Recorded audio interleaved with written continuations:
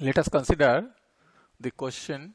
A sine bar is specified by, coming down the options, A, the center distance between the two rollers, B, the dimension of the rollers, C, total length of the sine bar, D, the distance between rollers and upper surface. Watch this figure. This is a figure of a sine bar which works on the sine principle.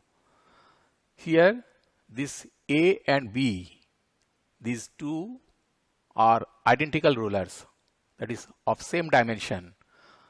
The center distance between these two rollers is called the length of the sine bar, this L. This is very, very important for getting accurate measurement, and this is called the specification of the sine bar. The length of the sine bar is called the specification of the sine bar. So here the center distance between the two rollers, option A is the correct answer. Thank you.